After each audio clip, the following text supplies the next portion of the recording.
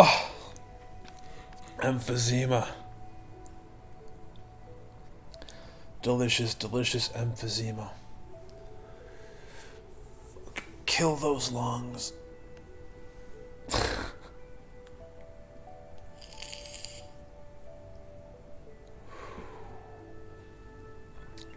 So, it was towards the end of my workday today, heading out of my wage cage, and I was reading this newspaper, and it turns out there's going to be a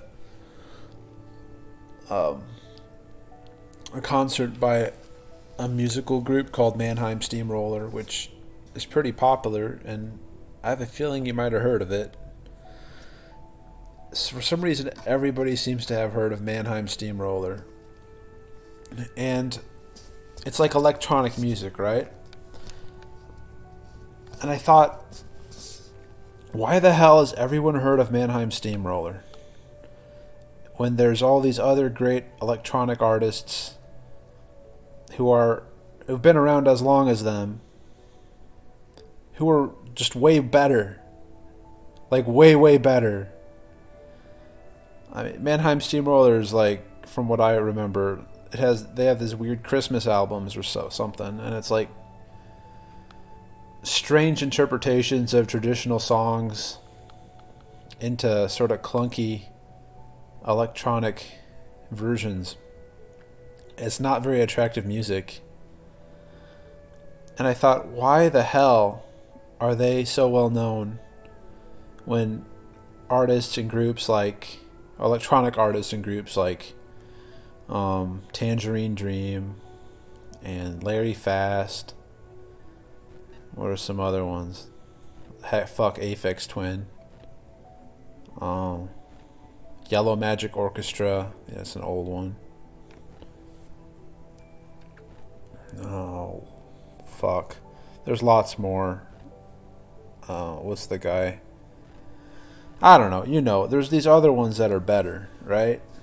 At least I think they're better. The music's more complex, more interesting. It's not just renditions, it's original music, original compositions. And yet they're forgotten, or they never were really that popular. But yet the music's, in my opinion, so much better. And why is Mannheim Steamroller so well known and they're like nothing? Why are they invisible? And there's loads of great electronic artists that are completely just unknown or forgotten. There's this artist named Dataset. He comes to mind. He's really good. And then it dawned on me, or it's probably something I've known for quite some time, but I made a connection in my mind where it's really, quality doesn't matter like at all. It's all marketing. It's all fucking showmanship and word games and swindling. That's how you conquer in this meat space in which we live in. It's all fake smiles and handshakes and fancy packaging. That's what sells. That's what gets something big. And this goes beyond music. It's the same with Windows. I go back to operating systems and computing because that's what I'm familiar with. But really, look at Windows or MS-DOS or things like that. There were superior alternatives contemporaneous with those systems. I mean, you could argue they had their drawbacks, but you could say they were better. Or at least you could say that Microsoft's products like Windows and MS-DOS weren't really exceptional. But Bill Gates was just a really good businessman, and he knew how to market and play the salesmanship game. And that's why Microsoft came out on top, especially in the 90s. And I think it's the same with Apple and Steve Jobs. Steve Jobs is not much of a tech genius by any means, but he's a fantastic marketer. Just look at how he presented things like the Apple Lisa when it came out, or The freaking iPhone. That's famous. That's like, but it's all marketing. The products, I mean, the iPhone is pretty, I guess you could say, first real smartphone, pretty revolutionary, but soon enough, superior, cheaper alternatives came out, at least in my opinion, like Android phones and stuff like that. Yet Apple has all these staunch adherents, and they really, I think, are people who, I mean, Apple products, these are products that are more about appearances, I think. They're not exceptionally good. They're loaded with predatory monetization patterns, yet there are these staunch adherents, and it's because it's really a fashion statement. And it ties so perfectly with this observation that Apple is more about marketing than quality, really. At least quality in terms of technical usefulness. I don't know. What are some other examples? Well, go to the comic book industry. Todd McFarlane, the guy who was behind, I think, Image Comics, who in the 90s he came out with Spawn. That was a huge thing. Well, Spawn, if you dig a little bit deeper, Spawn is basically a ripoff of a comic book character called Faust, created by one of the most supremely talented comic book artists of all time, Tim Vigil.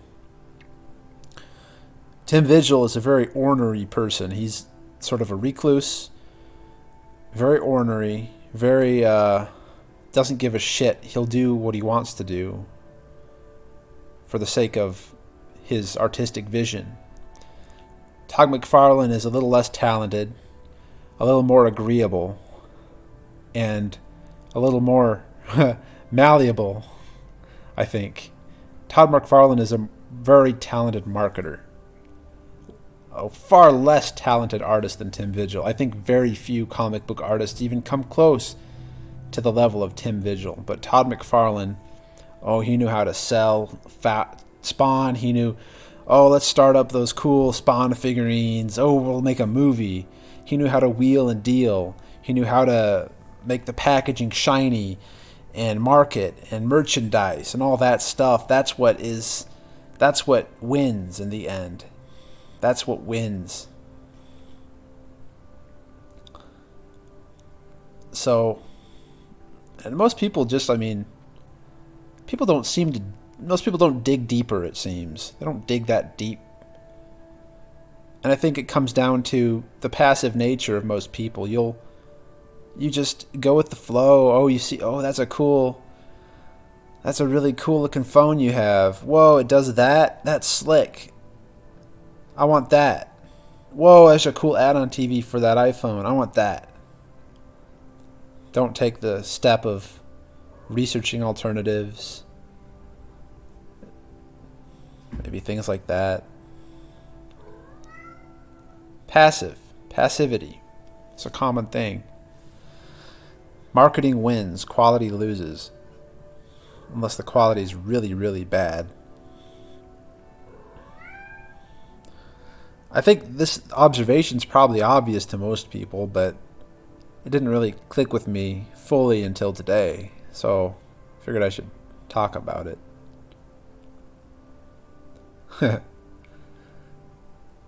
It's kind of shitty. It's kind of shitty. Just eat the schlock. The world's full of a lot of schlock. A lot of schlockiness and tackiness and shit.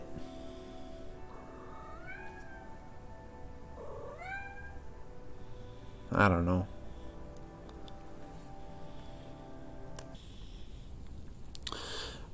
I don't think it's just passivity that's the problem, necessarily,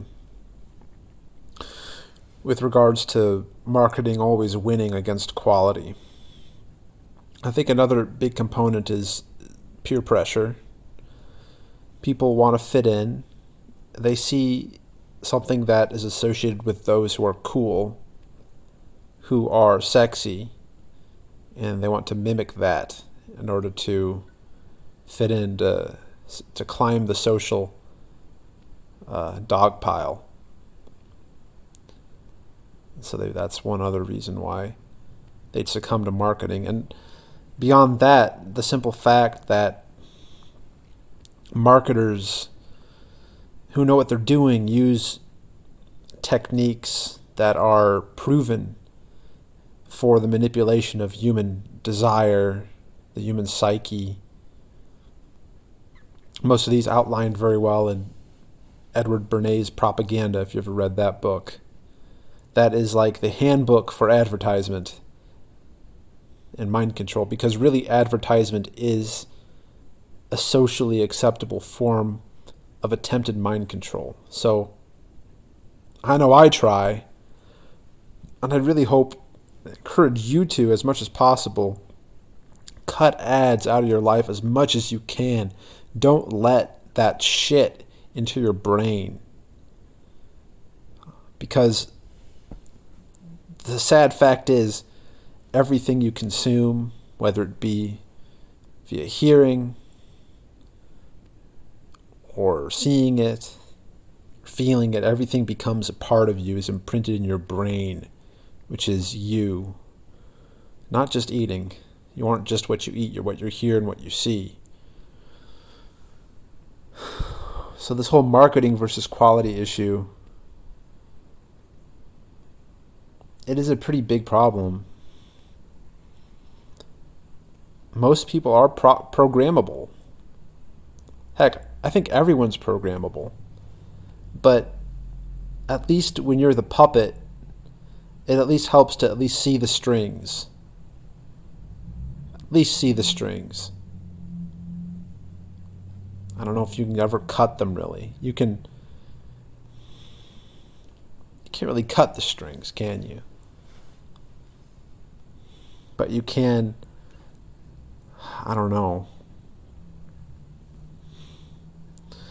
Well, maybe you can cut the strings by cutting out negative influences or all influences. But then again, the flip side of that coin is social isolation, which, aside from a very small number of individuals, can be very detrimental to one's mental health and sanity. But I'm meandering here, very much meandering.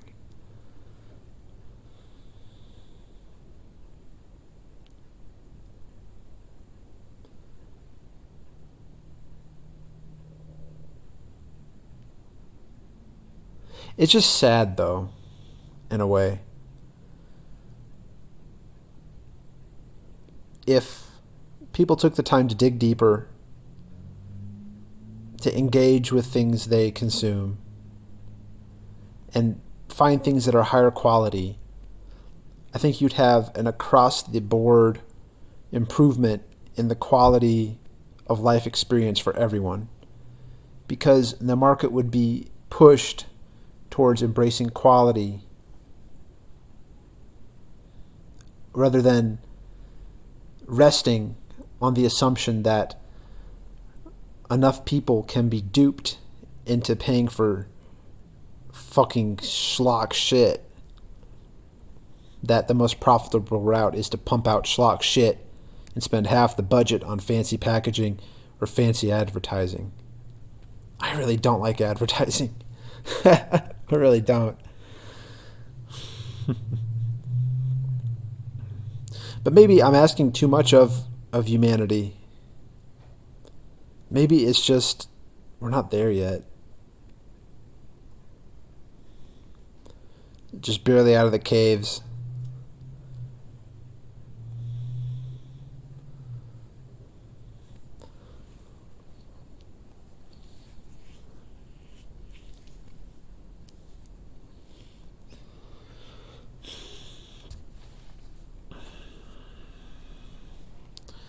It's difficult. This leads to other issues. I don't know. I think I'm spent. I don't know what else to say on this topic right now. It's, I'm sure, a very, very deep topic, and I think that my little analysis probably is not the greatest, but it's just what I was thinking about today.